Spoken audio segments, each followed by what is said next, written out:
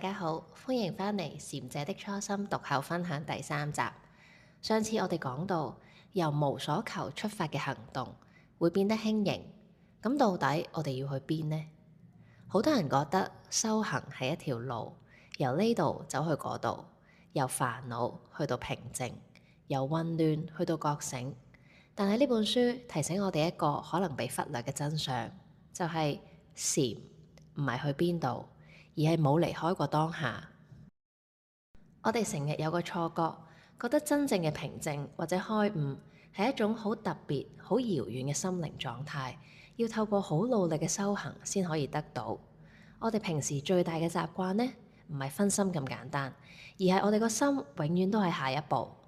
食飯嘅時候諗工作，工作嘅時候又諗放假，放假又要諗點樣安排之後嘅工作。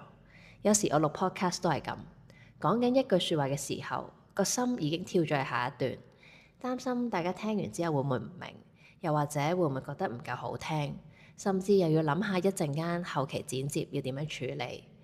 嗰一刻我個人係坐喺度，但係個心已經離開咗。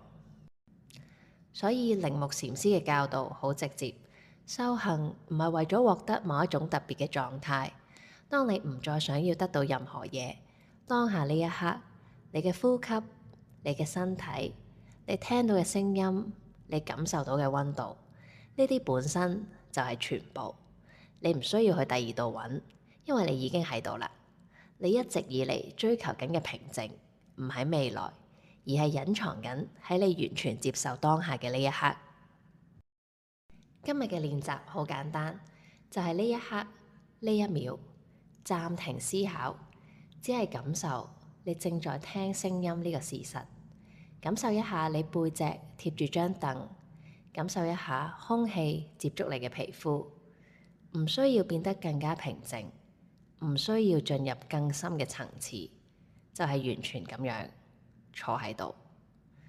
當你唔要求當下變成另一個模樣，你會發現當下嘅本身原來已經好完整。平靜唔係你要去嘅目的地，而係你願意停低嘅地方。下一集我哋會講，當你真正成為自己，點解任何時候都係修行呢？下次再見。